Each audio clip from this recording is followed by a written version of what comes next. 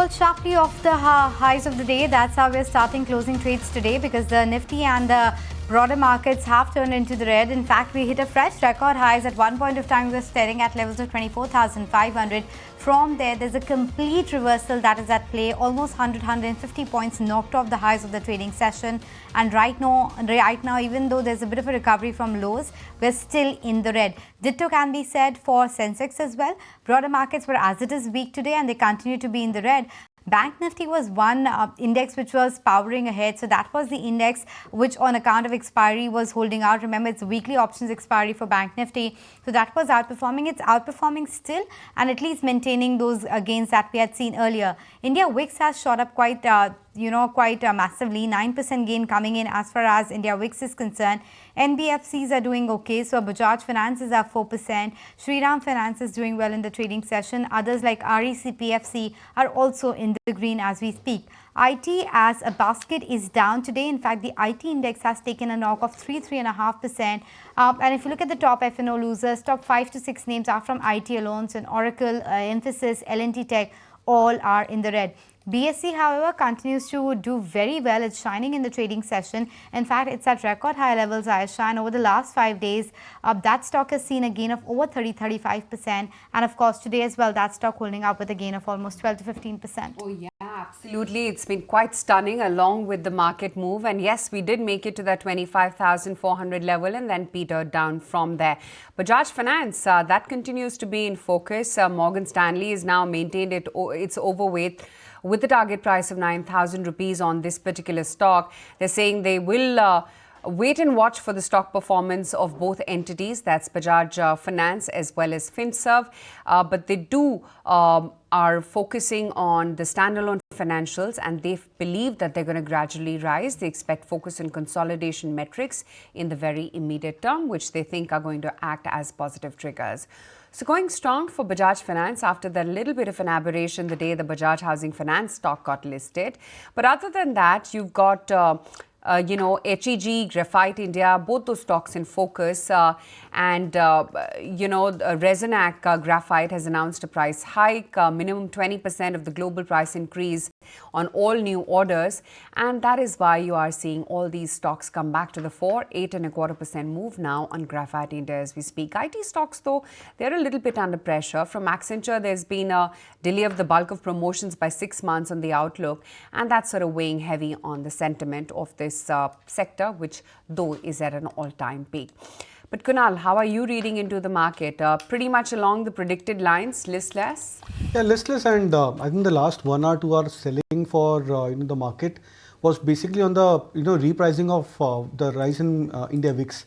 I think from 12.2 approximately, we've now come back to 13.5 mark for the India VIX, and that's an obvious because we're heading into a big event, so the markets are bound to be a little bit more volatile. Ending this or going into the event, expecting the index to remain into a bit of a flattish trajectory, throughout in the next half an hour, next 1 hour.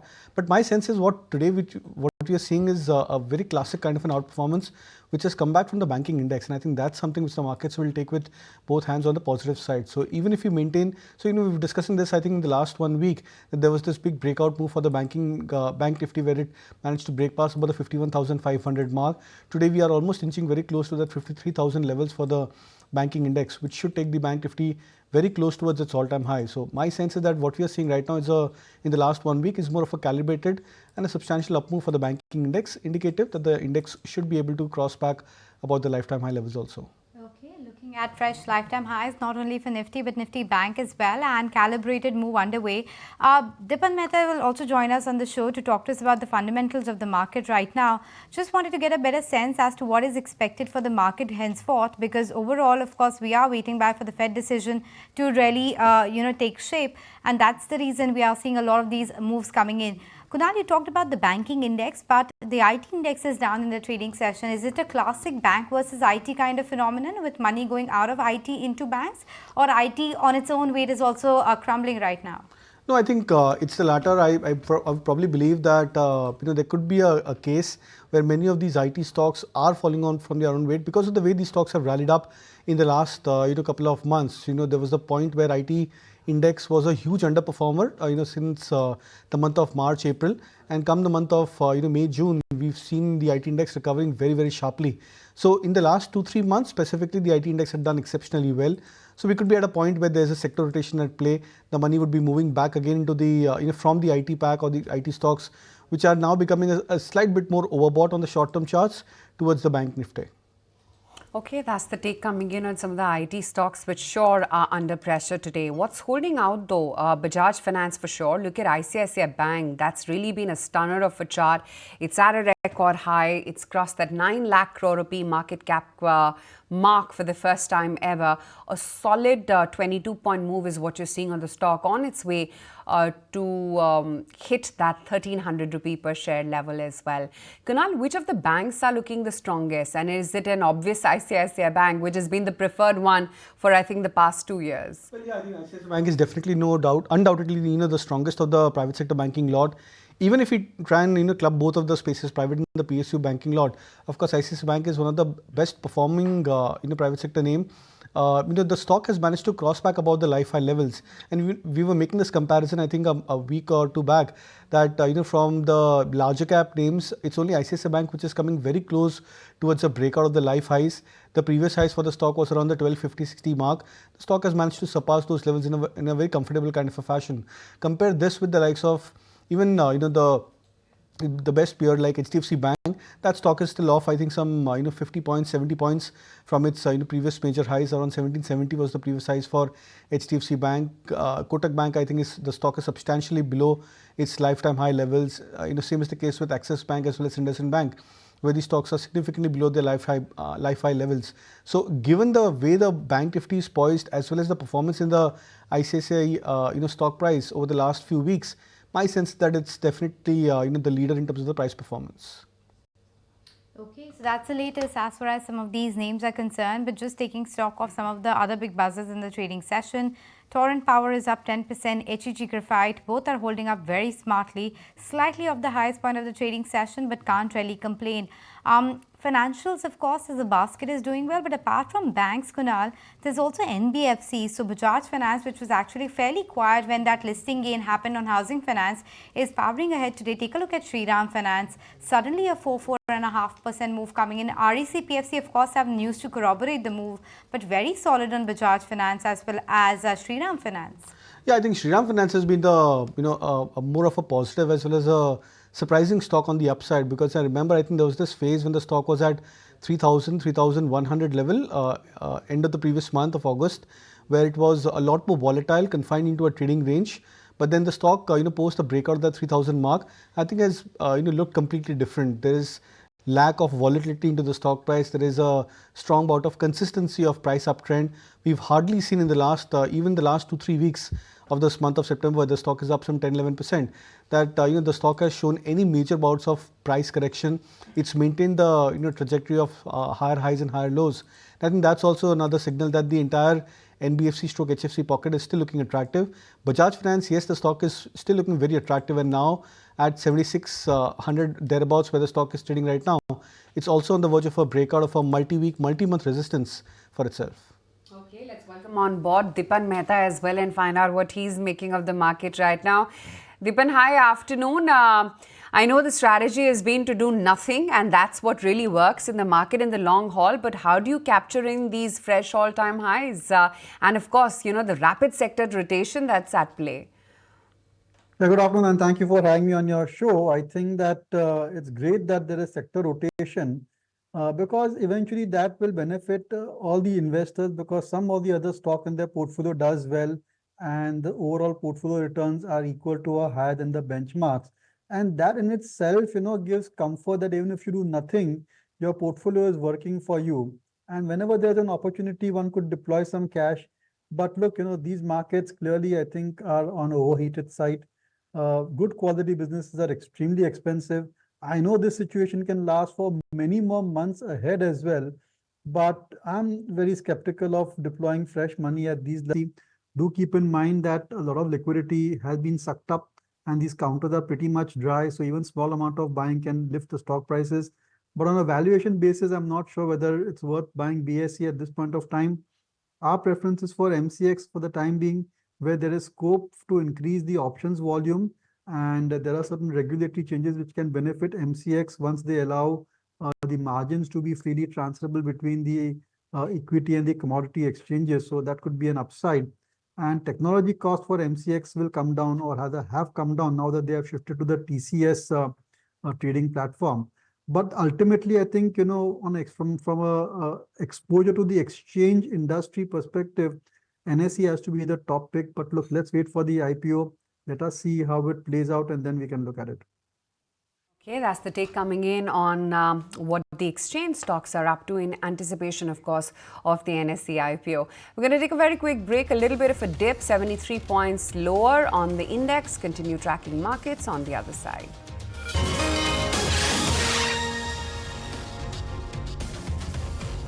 Still a little bit soft, about 59 points lower for the Nifty futures and now 91 points actually. TCS is now down over 4%, TechM down about almost 4% there, HCL Technologies down 3.6%, Infi, Wipro. The top 5 losers are all from within the large cap IT space. Adara Consumer, Tata Steel, Asian Paints, DRL, ONGC, Sun Pharma, they're also unable to really withstand the green. Although ICICI Bank still holding on to its gains, as is the case with the Shriram as well as Bajaj Finance too. Dipen, just wanted your sense, a lot of chatter around the passenger vehicle slowdown. Do you really think the festive season, which has begun now officially, at least here in Maharashtra, one could really see a revival? Or would you see, you're really been a sort of, wait and watch mode? No, I think that you should brace yourself for a few soft quarters in the auto industry. And I think if you're a trader or if you just bought into these companies, then maybe you should book profits over there. Long-term investors who are sitting on profits, and these companies, mind you, have given very good returns till now, they may remain invested because it's easier to absorb a correction if your cost price is low. So from that point of view, I think each one has to design their own strategy for the auto industry. But there's no denying the fact that you should expect further correction in auto shares. And the upcoming festival season will be good, but they are battling with a very high base effect. And there is some amount of softness in the overall demand.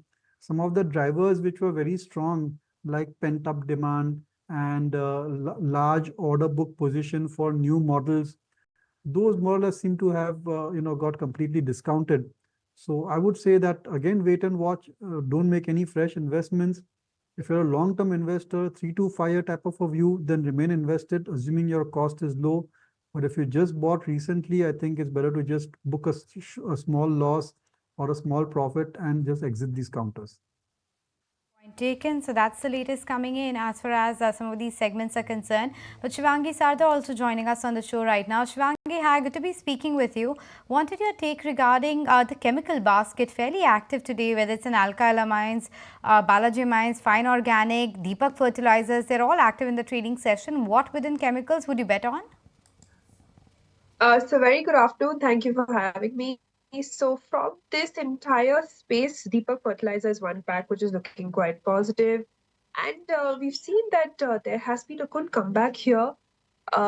Negation on the daily frame exactly took support at its 50 daily exponential moving average. And, on the monthly basis, the stock is still holding on to the higher levels and forming higher bottoms from the last 4 to 5 months. Weekly, it's now, started moving after a halt, which is now, giving a good risk reward at these levels as well. So definitely this is one stock which is on radar from this entire basket. But of course, chemical baskets tend to, move with a volatile manner. So recommending this trade with a strict stop loss. The next target that we're seeing is 1060 over here with a stop of 998. The take on fertilizer pack, fairly volatile, so be very cognizant of those moves there. But Dipan, correct me if I'm wrong, but today the stock market's moves are a bit counterintuitive to the kind of rate cut decision that we are anticipating. And I say that because theoretically a rate cut cycle is perhaps positive for IT. Of course, the spend goes up. Secondly, the growth valuations in terms of the DCF and SOTP go up. While it's not that great for banks because the NIMs, etc. will come under pressure. Today, it's a very counterintuitive move, isn't it? You're right, but I think there's something deeper happening in software. This kind of a correction of 4% in TCS is massive. Maybe we are seeing a lot of FI selling taking place within this space, and I'm not sure. Something seems to have gone wrong over there. Need to dig a bit deeper because on one Going to get back to Dipan in just a short while from now. It's important to mark that, it's not just us alone in this weakness. Look at how Europe as well is panning out. We're a little soft for the DAX right now, 0.5% lower for the FTSE. It's, of course, UK inflation data, which is weighing heavy on the markets. Mildly soft even for the CAC right now, the FTSE MIB, Stock 600, all in the red as we speak. The important one, of course, is the US futures, absolutely flat right now. Wall Street is just anticipating the long-awaited Fed rate cut, and now the question is, or rather the bigger question is about the quantum of it, at 25 bips, pretty much priced in, par for the course. 50 bips definitely is going to, sound off alarm bells in terms of red flags for the economy. Perhaps shouldn't be the case though, because the data points have been quite okay. But absolutely flat throughout for the S&P, the Dow, as well as the Nasdaq futures as we speak right now. Can we take it back to Dipan? Okay, we will connect with him in just a short while from now. But Kunal, out of the global charts, which ones are you looking at, and what's the hint that you're getting about how much the Fed rate quantum could be, and whether it's going to be something that's going to disappoint the market, which is higher than 25 bips? So I think so far we are seeing that many of the global markets have started to get into a recovery. Now we saw Dow Jones from 41,500 approximately coming back to sub 40,000 mark, then making a dash back again to that 41,000 plus levels. S&P is very close to that 6,000 mark. So when we are seeing this global phenomena, what we are seeing is that there was a round of volatility which came back into the month of September for many of the indices. That's been absorbed, and now we are looking at these indices coming back into either a fresh high breakout for themselves, or at least some stronger recovery. What we have also seen is, going into the internals of the US market specifically, that the Russell 2000 over there has come back into a V-shaped recovery in the last 2-3 weeks, and that's a very different kind of a recovery which we've seen for the US markets. That generally is an indication that maybe the overall market breadth over there has started to improve significantly. Coming to the other markets, you've seen European markets also going through a corrective phase from their August highs. There was a point where DAX, CAC, FTSE, I think major indices, they corrected by a margin of 5% to 7% broadly. These indices were a bit late to recover, but then nevertheless we've seen at least a 50% plus kind of a recovery from the fall which these indices had gone through. Same is the case with the likes of Nikkei, etc. Many of these indices have just about gone through a recovery and stabilized for themselves. So I think except for India, which has been an outperformer, many of the other global indices are just going through a process of correction and then a recovery and then again back towards stability. Okay, important flashes at the bottom of your screen wherein the talk about one nation and one election is something which is underway. What we understand from sources and PTI is the fact that the report, the Govind Patel report, was stable today in front of the cabinet. Of course, the decision is something that we'll have to get the clarification and confirmation on. Remember, as far as the political agendas and the political, political actions is concerned, this is an important one. This is what the NDA or the BJP government was backing for a long time.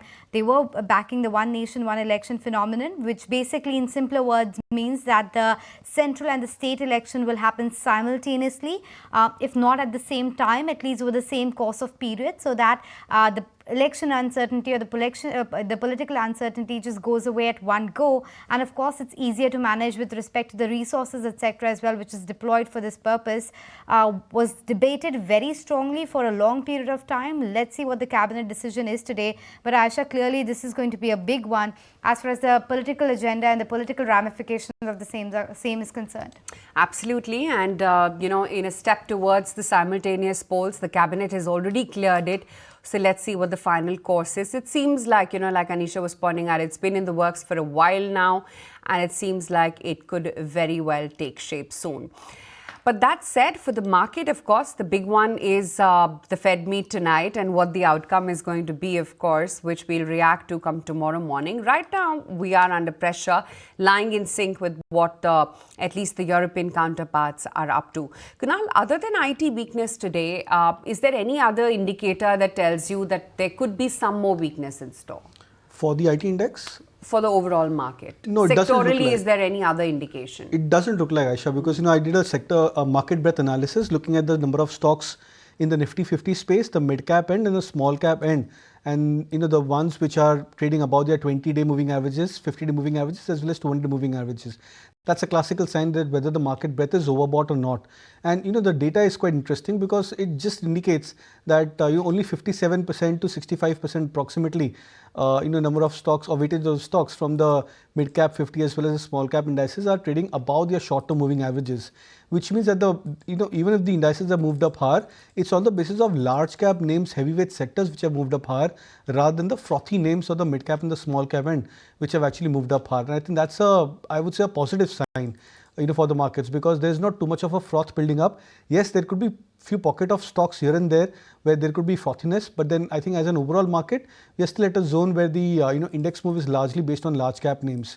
So I think that itself is an indication that there may not be an incremental or a sudden weakness which could creep into the the indices as such, unless there is a significant global data point which maybe comes across and then tries to just about hamper the rally across the globe as well as for our markets. Okay, in the meantime, we do have that information coming in from sources which suggests that the one nation, one election policy has been cleared by the cabinet today. So we did know earlier that it was stable, but now the confirmation coming in, at least from sources at the moment, that it has got the approval of the cabinet as well. So the decks are cleared and it's moving towards the next step. The other important announcement seems to be on the subsidies regarding some of the potash chemicals. So we'll watch out for that as well. So that's the latest coming in. Today, the cabinet has cleared the proposal. Earlier, Centre appointed a committee under the former President Ram Nath Kovind on one nation, one election. After detailed discussion and all party leaders meet, it has been approved. Remember, this was a part, if I have it right, in the BJP manifesto back in 2019 itself. Was a long time coming. There were heated discussions that happened with the oppositions, etc., as well, as to whether India is prepared for a for a democratic election process as huge as India, and whether we have the wherewithal to do it or not. Because while of course it will save the resources, etc., the sanctity of the electoral process is something that we've always held high. So that was the important point of discussion. For now, what we understand is that it has got the clearance of the cabinet today. We will try and get our colleague Prakash to join us shortly on that.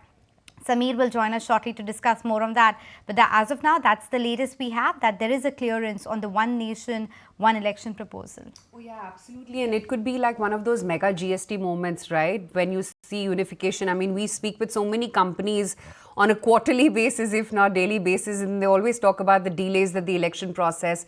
So from an economy perspective, I guess it's going to be very positive news. And I mean, so many of those infrastructure, construction companies always talk about as to how business gets delayed because of the election process. All of that at least is going to get streamlined purely from a business perspective. Of course, this has larger ramifications in terms of what it would mean for the country, the kind of messaging as well that this would entail. But purely looking at from an India Inc. perspective, this is going to definitely spell perhaps good news. But Samir is here to tell us, and Samir, it seems that the cabinet has already cleared, the proposal for one nation, one election. Exactly. Former President Ram Nath Kovind was heading the committee that was appointed for the one nation, one election purpose. The central government appointed this committee, and this committee had a detailed discussion with all the political leaders across the party, and based on which now the panel has recommended the proposal to the cabinet. And what we are getting to know from our sources, that cabinet has given a green nod. Cabinet has approved the proposal of one nation, one election, which is going to be a major electoral reform. This will definitely change the way the political process as of now takes place. This entire one nation, one election proposal aims to carry out the election process in a single phase, in a single way, where the central as well as the state election takes place at one time. The central government is of a viewpoint that this will help to reduce the major exercise as well as the financial burden which is on the central government. So that's a big electoral reform, we can say, that the cabinet has given approval for the same. Further, what are going to be the modalities that will be cleared or maybe announced by the cabinet minister during the briefing. But this the major proposal of Ramnath Kovind panel that has been given approval by the cabinet. Yes, an important one indeed. We'll have to wait by and get more details on this one, but definitely from the ease of doing business point of view, it is perhaps a bit of a fillip for the entire sector, especially the capex heavy sectors as well as others which get disrupted on account of the elections which are underway, etc. Maybe we'll get more details, but definitely an important story brewing at the moment. We'll take a quick break and thank Dipan on that note. Thanks so much for joining us, but taking a quick break and we'll be right back.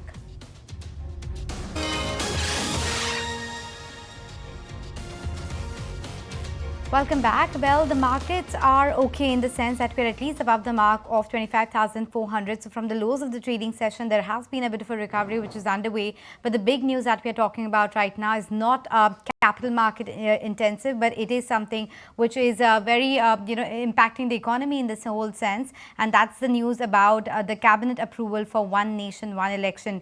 To decode that more, we have Sanjeev Srivastava, political commentator, as well as Ajay Bagga, of course, joining us on the show right now. Sanjeev, hi, good to be speaking with you. Thanks so much for making time and speaking with us on this important historic update coming in. First up, for the benefit of our viewers, help us break it down. What would exactly one nation, one election mean? What we should be prepared for when it comes to the next set of elections? Well, honestly, I think it's nothing which is going to happen very fast. It doesn't look imminent. I'm sorry to be a little bit of doing some kind of a puncturing the balloon of this one nation, one election. So it's a great decision, historic decision, cabinet approving it. But a lot of things will have to be done before it actually takes shape. So like we are having Haryana and Jammu Kashmir elections right now. Maharashtra will be next. So how do they account for which of the assemblies will be actually going in for early elections, or will the parliament go in for an early election at some stage? How will you coincide all that? So there is a lot of groundwork and homework which will be done. It's something like the women reservation bill which came a year and a half back, which will take its own time into coming. But this one looks more like a political decision because so many other stakeholders will be involved, the election commission, opposition parties. So in principle, great decision, great optics, an old slogan, if you may, or an old commitment, which would be a better word, by the BJP since the days of Mr. Advani, who said that there should be simultaneous elections. And we had simultaneous elections in this country till 1967 or so. Before some assemblies got dismissed, some state governments got dismissed, and then you started having this dichotomy. And then a completely, a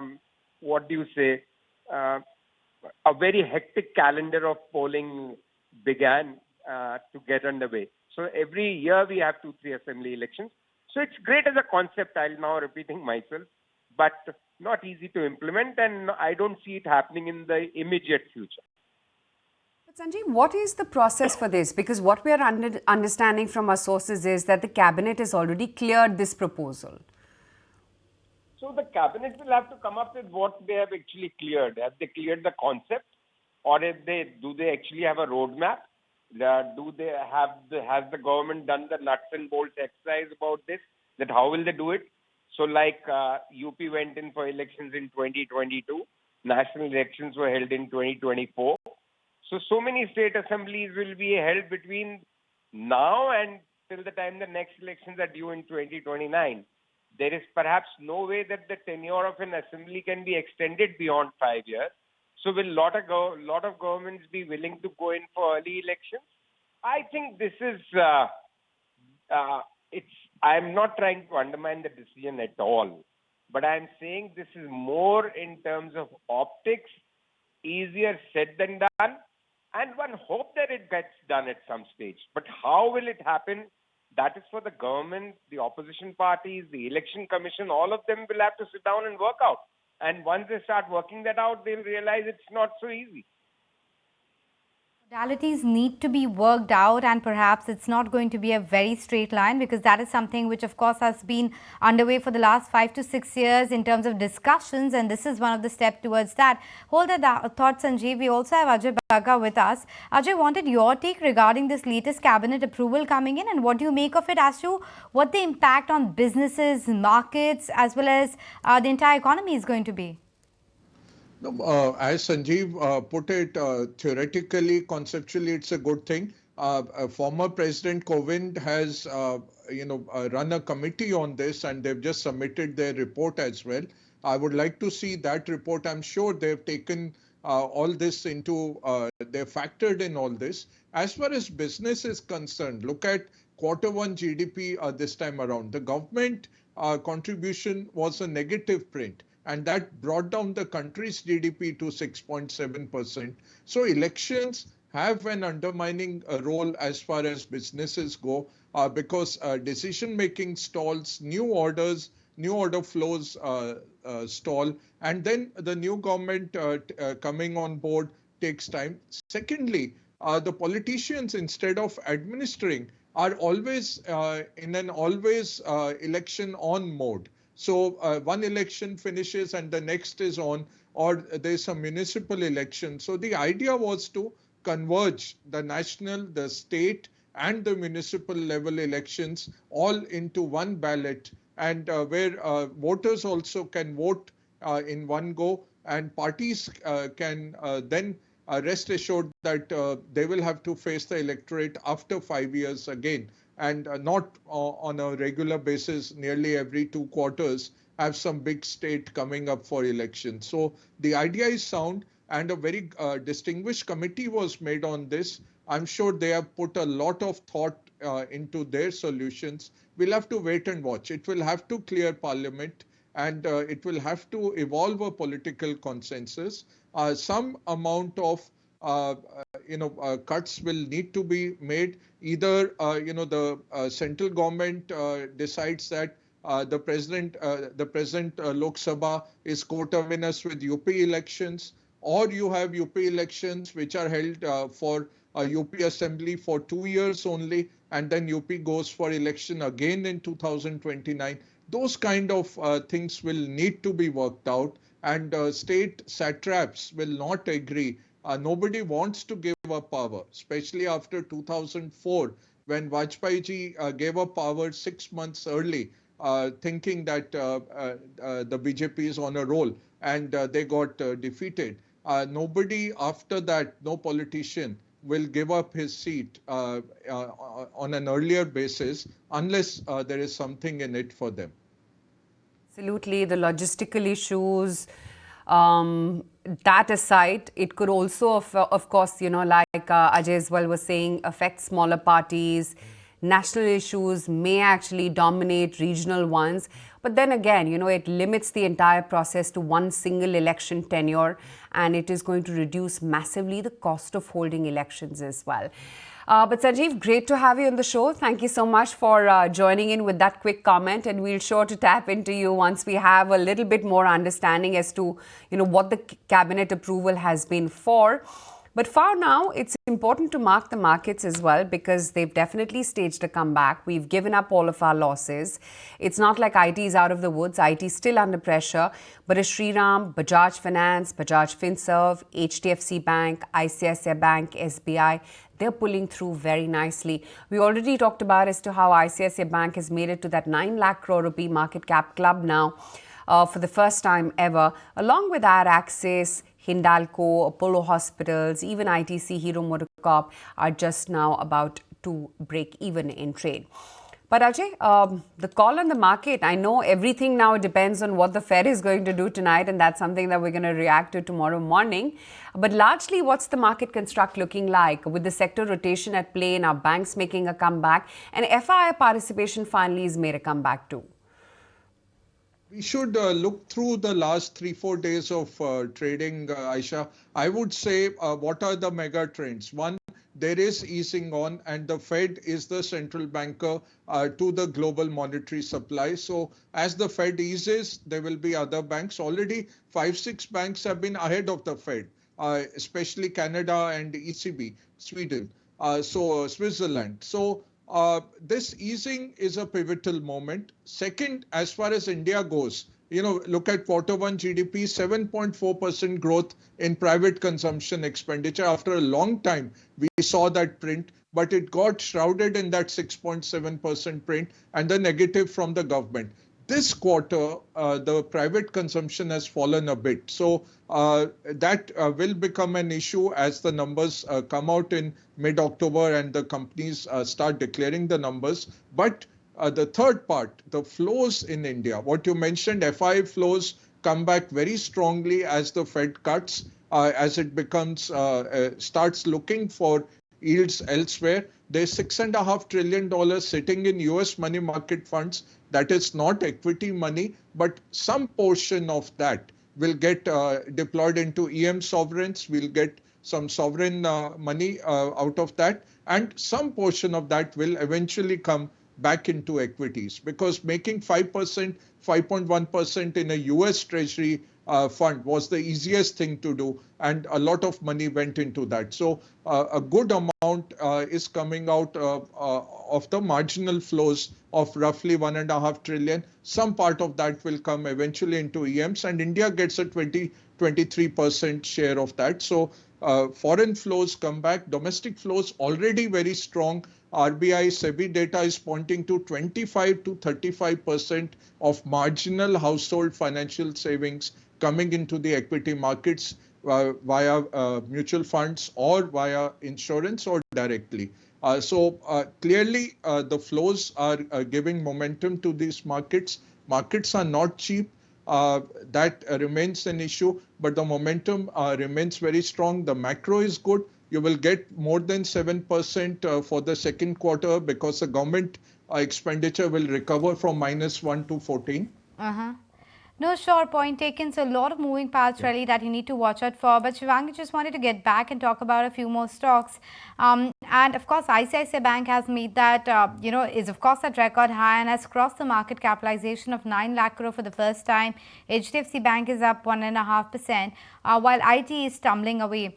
If you had to take a top pick within IT, anything to buy on the dips, what would be that name? And if one name from the financials and large cap private banking names, what comes to mind? Banking, especially the heavyweight banking stocks have now started to move. And, after all the other sectors participating, this was the only sector which was left. From the insurance space, now banking have started taking in cues. So definitely ICICI Bank is on my radar with the FIIs buying coming in. Of course, the heavyweights will be more of, focus. There's been a good long built up over here in ICICI Bank, and with a short covering in Bank Nifty, this stock is, get a good tailwind from the entire space and buying interest. So 1340 is what I'm looking at for ICICI Bank next, with a support of 1260 levels. From the IT space, we are seeing that some sort of, mixed bag here. Some stocks are witnessing profit booking while some are resiliently holding at higher zones. So my eyes are on Dixon. This stock has consistently performed from the last 16 odd months. Supports have gradually shifted higher in this stock, and consistent performer in this entire space. And in fact, in this year itself, this stock has given, more than 120% on return. So definitely one of the strongest counters here, and getting ready after a good halt at the higher zones. So this consolidation only means, a good upside move for this stock, which it is getting ready. So the targets next that I'm looking at for Dixon is 14,600 and 17,750 would be the, 13,750 would be a crucial support to watch out. On that note, I'm going to get in some BTST trades going as well. Shivangi, what's on your list? On the BTST side, I have KEI, which is looking quite positive, coming out of a good consolidative band, exactly held on to its 50 daily exponential moving average as well. The stock has, consistently performed on a month-on-month basis and, holding quite well at these levels. So this stock is looking quite good and especially with the buying interest in the last hour, it's looking quite lucrative. So, here is one target over here. The next target that we're looking at is 4680 levels with a stop of 4400 levels. So this would be the BTST trade. Okay, so that's the BTSC trade from Shivangi. What about you, Kunal? So I'll go with two large cap names. Buy on HDFC Bank. The stock looking quite fresh again, heading towards a breakout closer to that 1700 mark. So 1725 is the target. Stop loss could be kept at 1675. And the second would be a buy on Bajaj Finance. That's a chart which I've been bullish on over the last 1 month specifically, and now it's coming back into a breakout of a bigger swing resistance around the 7600 7700 zone. So would suggest a target of 7800. Stop loss could be kept at 7550. Right, okay, those are some stock ideas coming your way. But Ajay, anything that you're looking at in terms of a theme that's looking attractive in this market, or are you just recommending to stay put and keep some powder dry for whenever the market eases off? No, I think today's volatility is Fed driven. We have to see the broader trend. Rural demand is coming back. And there, I think the two-wheeler pack is looking quite good. They've done well as well. Pharma reached an all-time high, and we have seen some correction. But I think pharma is going to outperform, especially versus IT. There could be some delays in the order pickup, as I mentioned last time as well. But overall, pharma and IT will do well going ahead. But both have made highs on the indices, and now we are seeing some amount of profit taking coming in. But pharma should outperform, and rural demand themes. So I think FMCG again did very well, and we've seen some amount of fall from those levels. But as the festival season picks up over the next 3 months, we will get a good idea. And as the harvest comes in, with the good monsoon already in, that is a positive for rural demand picking up. Urban demand picked up in the first quarter itself, and with more government spending this quarter, both of them should do well. So durables and suppliers into the building materials, real estate companies, domestic cyclicals, I think these will do very well. PVs, there is an issue right now of volumes. So wait and watch on passenger vehicles, but two-wheelers are looking the best. Two-wheelers are looking the best, passenger vehicles in a bit of a spot of bother, but the consumer durable space is looking quite nice. In fact, since we're talking about consumer durables, here at what Blue Star Management had to tell us earlier, we did speak with them to understand how the overall festive season has started off, because Onam was just last week, and the management did talk about how we have seen a good pickup in demand so far. And he said, Mr. Tyagarajan, that is said that overall 30% growth is expected this year, and they are targeting market share gains as well. Here are a slice of our earlier conversation with them. I think post the summer season, the demand continues to be good. And one would have expected Onam to deliver much more. But, the Wayanad tragedy happened, and the mood is somewhat muted.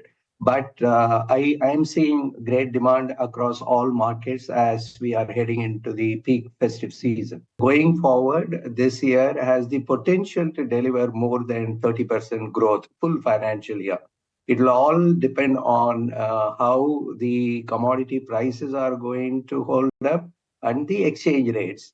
Yeah, I'm optimistic that this year for room air conditioners, it could be a year with more than 30% growth. Okay, that's the take coming in from the Blue Star Management. In the meantime, let's also get in some more perspective on the market construct right now. Here's none other than S. Narain telling us what he's making of the market mood. The financials underperformance is primarily because of the FIs being overowned in that segment. And what happened was the benchmark for them, which is MSCI, had a very low weightage in financials. and they were very overowned. If you look at the period from 2021 onwards, they have been the only segment which has sold. So they were overowned that segment, and thanks to low weightage in financials in their MSCI index, and they've been selling. I think by the time November happens, the benchmark weightage in financials would have gone up substantially. So the key reason for the selling in financials comes to an end by November. So I don't think it was an economy issue. I don't think it was a valuation issue. It was an excess holding by FI issue, and that excess holding by FI issue is coming to an end. So that's one of the reasons why we are so positive on financials. The only challenge with financials being your most positive sector is it is not a defensive sector. It would be always good, like in 2007, we used to be positive on consumer staples and pharma when the market was very bullish, but those sectors are very defensive. So to be bullish on those sectors was very easy, whereas to say that you're very positive on financials is a little bit of a problem because everyone knows it's an economy sector, it's a leverage sector. Okay, so that's the latest coming in from S. Narain. But just taking stock of some more buzzers, RCF is up in the trading session. Deepak Fertilizers is doing quite well. Alkyl amines, so some of these entire chemical basket is reacting. Remember, the cabinet decision regarding some of the subsidies is providing an extra fillip as well. Overall, for the market, there has been a bit of a quiet down because all the four key indices, barring Bank Nifty, that is, because that's the big outperformer today, the Nifty has again moved into the red, and a bit of a disappointment in the last few minutes itself. That's what we are seeing. Just let's take stock of, apart from IT, what else is in the red right now? Well, it is all IT as far as the top 5 names are concerned. But clearly some worries coming in for the auto sector as well. Kunal, what's your take within autos? So what would you bet on, or what would you stay away from? So I'll stay away from Tata Motors for the time being, a stock which had done exceptionally well. But then over the last 1 month, I think we've seen a very sharp correction coming by for Tata Motors from 1150 odd mark. The stock is now sub 1000 levels, almost at 950. So there's been a 20% correction for the stock, and it's a very subtle kind of a correction which has come back into Tata Motors. The stock is now inching very close towards a retest of a major moving average support on the weekly chart, and if it sustains below this 960 mark, I would probably expect the stock to get into a further corrective phase, maybe trying to challenge even the 900 mark, say over the next couple of weeks. Then, but from the attractive front from the auto pack, I think Ashok Leyland at 230 to 40 mark, I think looks to be coming back into a strong attractive territory. So I think closer to 230 levels could be a very good risk reward to go for a buy on Ashok Leyland. We've seen Hero MotoCorp doing exceptionally well. That stock moved to I think 6100 mark today or yesterday, and is now corrected back towards that sub 6000 level. So in case if it comes back to that 5800 mark, that could be an attractive territory to go for a buy. Okay, that's that on autos. But Shivangi, Kunal, Ajay, thank you all of you for taking the time out and joining us today. Closing in mildly soft ahead of the Fed decision. Let me hand it over to Ashesha for the closing trades. Well, absolutely. It turned out to be a choppy day on Dalal Street. Nifty gave up all of those morning gains. Remember, we touched at all-time high levels earlier in the day, but unfortunately, we could not live up to those expectations. Nifty ending nearly 66 points lower. 25,332 is where Nifty is ending. But financials clearly were leading the way. Nifty Bank holding up with gains of nearly 480 odd points. 52,670 is where Nifty Bank is ending for the day. As you mentioned, that all-important Federal Reserve meet later tonight, and we also had India VIX spike up nearly 6% in trade today. IT, of course, all external-facing sectors were under pressure. Nifty IT index declining nearly 3.5% in trade today. Biggest single-day loss that we have seen in more than a year.